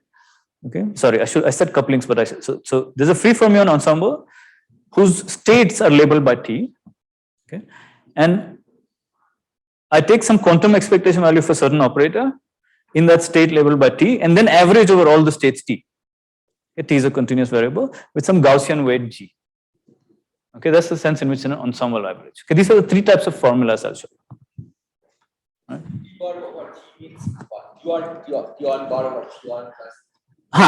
Yeah, exactly. So it's an infinite thing. So each of them has, it's a Gaussian in each variable. Thank you. You are just separate. Yeah, all of them are separate. Yeah, they don't have space. I'll say that more clearly as we go along. Okay. So what is the idea? So the first step is you take this matrix model you want to study, and the thing we've been complaining about, that there's only two particle interactions, you linearize it. Okay, instead of two particle interaction, you set up an auxiliary matrix model, okay, which is the same kind of thing, but here you have trace u to the k plus trace u to the minus k. Okay, this kind of a trick has been used by many people, okay, including this nice paper by Spenta. And the relation between these two types of matrix models is essentially completion of squares. That's the Stratonovich-Hubbard trick. Okay, so Zn of G is the average here, and that's exactly what I mean by that average more precisely. Okay, there's some factor of k here and so on. Okay, good. So now I'm going to study this model for a bit, this auxiliary model, and then I'll go back to the original model. The same thing you can also write in terms of this sum of characters. Okay, so my original model, I had these two sums of sums over two sets of partitions. One was constrained, one was unconstrained. Keep it like that. And the original model had a sum. So this one we don't do anything. The sum over lambda had a prefactor times a square of the characters. So it's really a sum of squares of characters. And in the linear model, you have the first sum remains the same, and here you have a square of sum of characters. Okay. So that's the sense in which this is nonlinear and this is linear. Okay. And it's the same, of course, it's all rewriting. This also you can use the same tricks from the unitary matrix model. Okay. These functions S, this linear sum of characters are more friendly. The squares of characters are formulas for that are harder. You don't have explicit formulas for that in mathematics, but linear sums of characters are well known. These are essentially, so if you change variables of t, they're what are called Schur polynomials. So I call them Schur functions. Okay.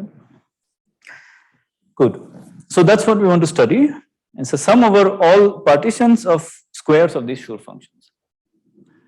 So now there's a nice trick introduced by Okunkov, which says that any such sum over partitions of the squares of Schur functions can be written in terms of a free fermion theory. Okay, so here is how it goes. Now first write the partition. Here's an arbitrary partition, 5, 3, 1, 1, 1. Okay, that's the Young diagram. And so 1 to the 3, 3 to the 1, 5 to the 1. Now first you rotate it by 45 degrees like that. Okay, different people rotate it in different ways. This is, I think, the nice thing to do. And then you draw this Fermi C here. Okay, Fermi C, this is the sort of C, and that's the excitation. And then you draw to each sort of box, to each diagonal line, you draw this horizontal line, and those things intersect at half integer values. So this is a Fermi C with so there's an infinite number of fermions labeled by the half integers. Okay, each of them can be either occupied or not occupied. And the rule is that when you have something tilted left, you fill it up in the bottom, and if it's tilted to the right, it's empty, and on top is opposite. And you can prove that the number of, so vacuum means everything is black here, and so all the electrons are here and there's no electron there. You can prove that any partition, the number of excitations downstairs is the same as the number of excitations upstairs. That's because there are coordinates, you can write this in called Frobenius coordinates, if you know that, which explicitly shows that these numbers are the same. Okay, so to every partition you can associate a state in the Fermi C, which is that you take some number of fermions from the C and you throw them up. Okay, good. And now you change basis to the Schur basis. So lambda is some partition, and then you take, or mu is a partition, and you take the Schur base, Schur state T defined as so. And now suppose you want to calculate some matrix element between T and T plus and T minus. You see there's one S mu and an S mu for T plus and T minus. And because of the orthogonality of these are orthonormal, you'll find that it collapses to one sum over partitions. And then if you put some excitation number operator here, then you find that, suppose you say you want to measure in this state the excitation number n minus 3/2, then you have to sum over all such partitions which contain 3/2 in it. Okay, that you can work out. All right, so that's the only technical part. After that, it's fairly easy. So now what we want to study is some sum of these things, S mu, where the length of mu is bounded by n. Okay, so here is n equal to 3. So that means that you can't take anything from below n. And from above, so 3 is here, the dotted line, that's 1/2, 1.5, and 2.5. So you can excite any of these electrons and throw them wherever you want. So here there's a cutoff, here there's no cutoff. Okay, so yeah, so the holes can come only below n. There's no hole in the bottom of the C. That's one way to think about this. That's because the column length is. Yeah, exactly. So that was our constraint because you had a UN matrix model. Okay. All right. So that means that everything below n must have no excitation number, so you can just put 1 minus NR so that it doesn't contribute. If NR is 1, it kills it. Okay. Now you make an infinite series expansion of this, and then you get a sum of 2m point functions. Okay, for all the ones which are below here, with some alternating sign. So now you have some essentially a free fermion theory with 2m point functions in some state, and you can work a little. Even though it's not the vacuum, you can show that because it's a free fermion theory, this is actually a determinant of 2-point functions. It's some generalized Wick's theorem, and so that's a determinant, and therefore you have this formula for this matrix model as a sum of these determinants and of higher and higher sizes. Okay, so that's where we're getting. And now this determinant itself, K tilde, Ri and Rj are two positions. Borodin and Okupkov, they give a formula in terms of a generating function. So you take two variables for these two integers, and there's some very nice generating function. Everything given in terms of one function j, and this j, essentially you can recognize from this expression that it's some bosonization trick. It's some free fermions, you bosonize it and move things around, and you get this. Okay, so it's completely solved. This problem is completely solved. Okay, so now we want to get back to our matrix model. So clearly from this formula, all you have to do is to integrate, you average this over all t. Okay, so you just, the structure is the same. There's a sum over determinants, but now averaged over the Gaussian weights. So that's the formula, that the contribution of m giants is, this is the explicit formula. Okay, it's a little complicated, but it's completely explicit. Everything here is understood. Okay. Now, this is an ensemble average of a fermionic 2-point function, and remember that each of those fermions came below n, and therefore the energy is at least m times n. So that's why this thing has energy at least m times n. And now you can try to solve these averages. So for one giant, I did that in the paper, and one way to express that is you fix the number of giants, in this case 1, and you sum over the ranks. You ask what's the generating function for that. That has a particularly beautiful expression. So it's an infinite product of the type that we've seen in the indices, exactly of that type, with some numbers here called a hat, which I'll tell you in a second. But that's the structure I want to notice. It's, if you have worked with these indices, if I showed you if you worked out the formulas I showed you, it has exactly this kind of form. This AK is what I call the dual single letter trace, and that generating function I'll call f hat. And if you solve this, it has a very nice answer. It's a very simple answer. It's just f over 1 minus f.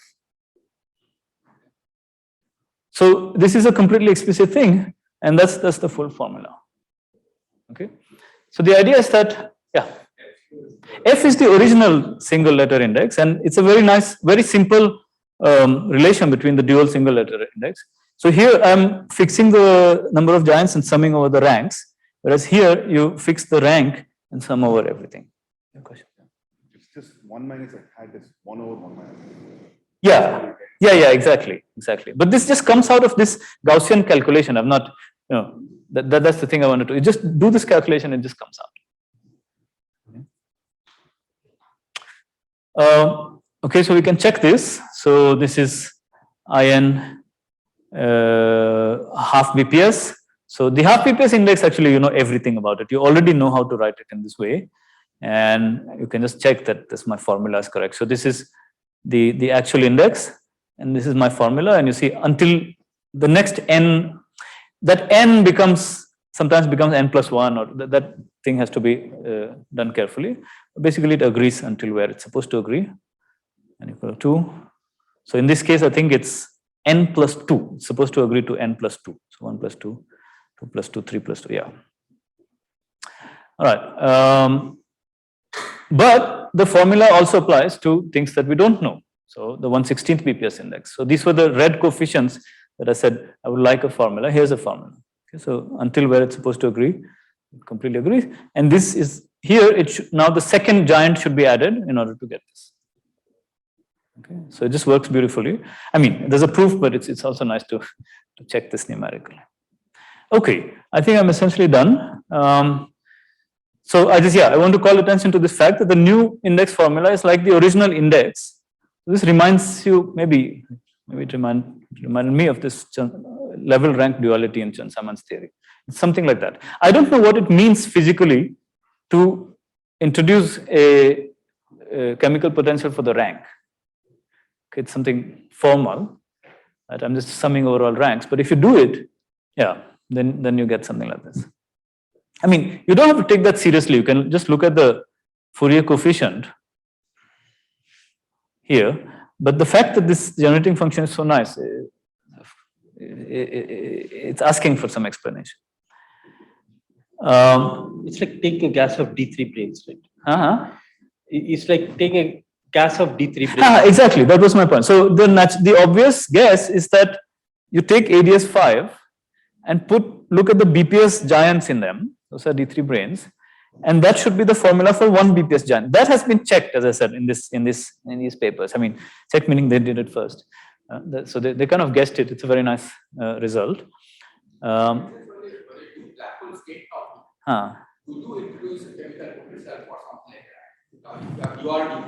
That's right. So in flat space we do that. It's formal. That's right. Indeed. So it could be that it's just it's just that. But here, because you have a ADS boundary, it's a little.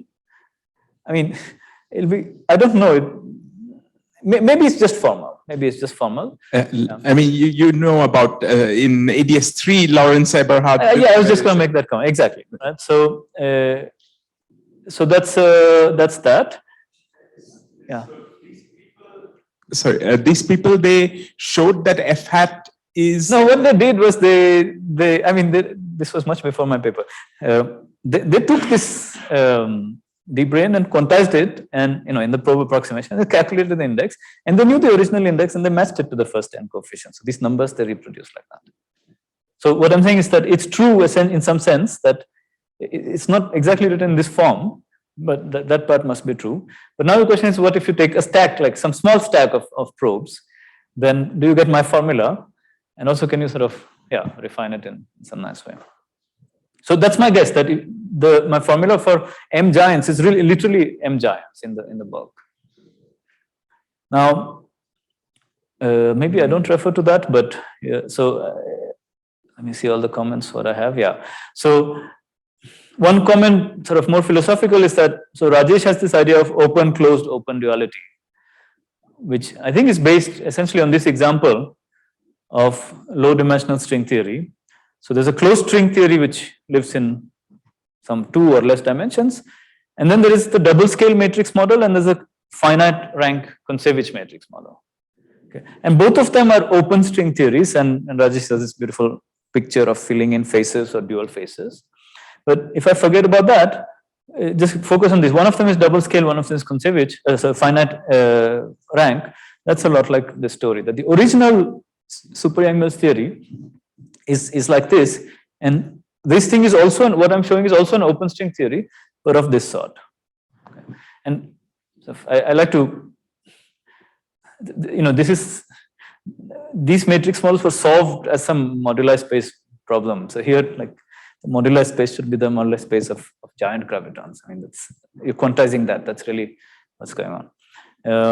So these papers. Yeah, there's also this in ADS3. There is a very similar.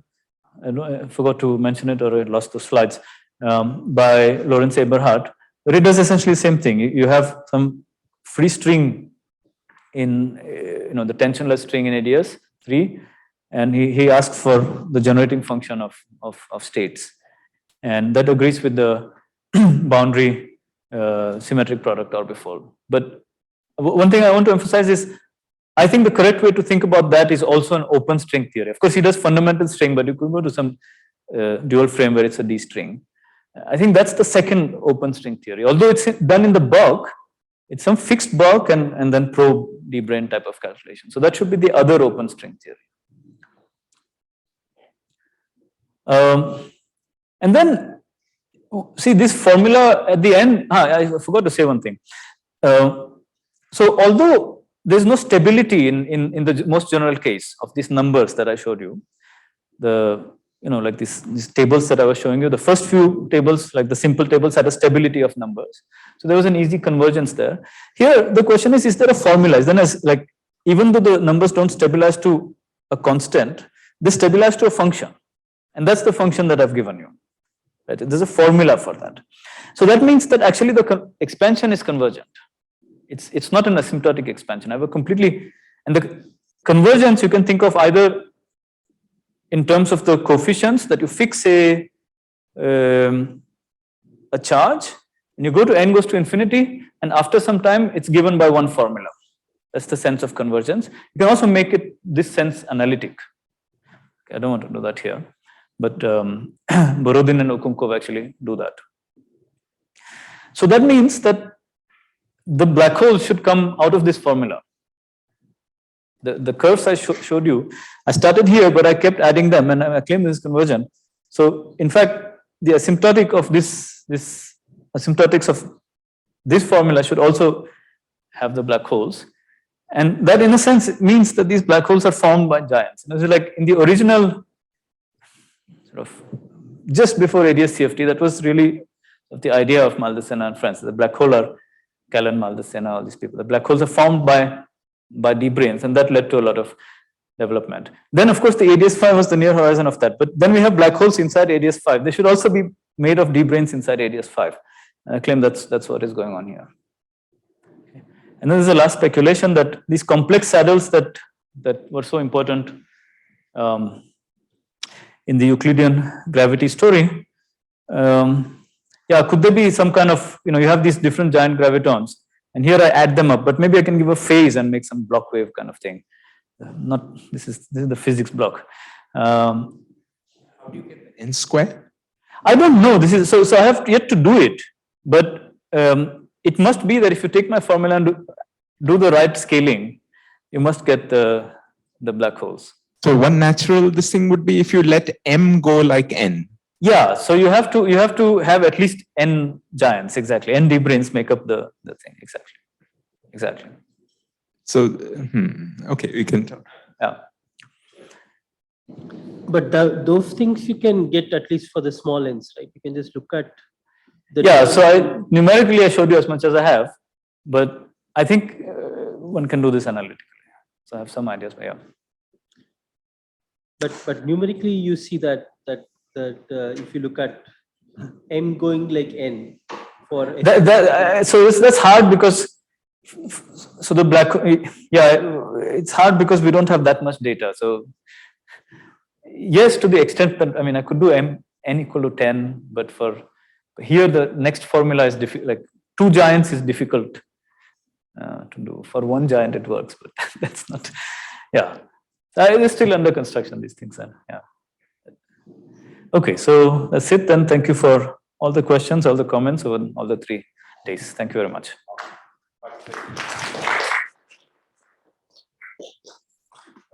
Thanks a lot for excellent, stimulating set of lectures. That was wonderful. Any final questions?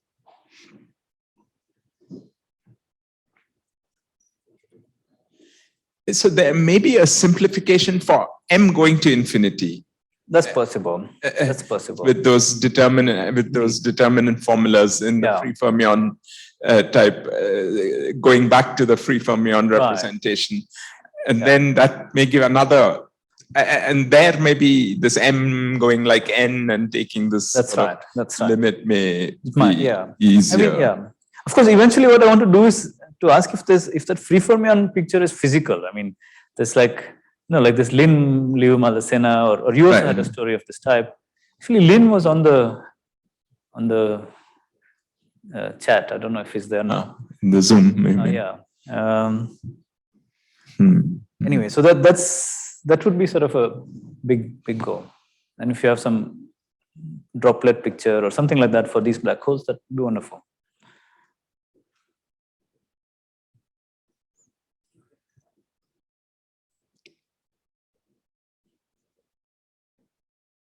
Like the kind of things that you're saying, you can do it for other kind of matrix models, right? Even non-supersymmetric. Ones and so on. Absolutely. So as I said, the whole story was for a general input function f. Exactly. So it also, this kind of a thing also solves, this problem also arises in mathematics. The question of you have a space of, so take UN, take functions on UN and ask those, there's an adjoint action of the group on UN itself, on that space. So you can ask what kind of functions are invariant. It's a classical problem, invariant theory. And these original integrals that we know very well are also discussed in that context, in the gauge, what we call gauge invariants are just invariants. So the first stability, at least to some extent, has been noticed in the maths literature, but I don't think there is a formula of this sort. Okay. Mm-hmm. But for example, like, could you do this for the spectrum of 2D angles or something? I just want to make a comment. I think the first place, even before Okunkov, where this free fermion representation was used, was by Douglas. Sorry, I should have. There are lots of references which I was careful in the paper. I think even before that, there was the original paper. Well, Hermann Weil in some ways. Yeah, okay, fine. But then there was a very nice paper by Yitzikson and somebody who Yitzikson and please help. Who wrote this kind of partition sums, which are sums of partitions. That was very useful. Then Kazakov has worked a lot on this kind of thing. Then Rajesh has worked on this. Yeah, but Douglas and Douglas, yeah, sorry, Douglas. I think and then this that's where at least I learned it from. That there's this because the Schur functions are eigenvalues of the Laplacian on the unitary group, and you have a free fermion representation in the sense like you described. But that. I guess the Weil character formula itself is like a exactly free fermion, the Vandermonde that you get, and then Moore and Sanjay Ramgoolam. Yeah, so there's a lot of work on this. There's been this thing. So 2D angles so Douglas used it for 2D angles, and he tried to write it as an integral over free fermion sort of a density. The question is that in 2D angles also you have this kind of interpretation. There's a single trace and there's some giant expansion. No, there are no single trace physical operators that you're writing down. There it's in terms of really the so there it's what would you say? It's in terms of Wilson loops, but I don't think they're really counting. But I guess single trace maybe not. I mean, there's some small f of q, right? I mean, and then there's something which asymptotes to the large end, and then there's one spectrum which asymptotes to the large end, and then there is finite in corrections. Is there some understanding of that in 2D angles of that type? I don't think.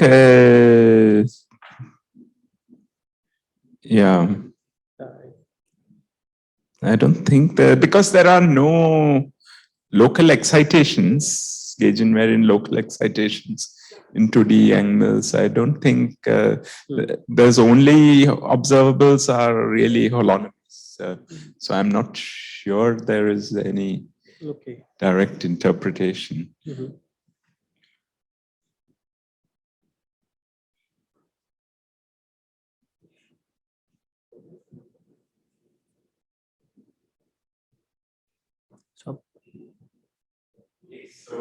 If there are no further questions, let's give Samir a great hand of applause for giving. Thank you very much. 6 hours of talks almost, essentially.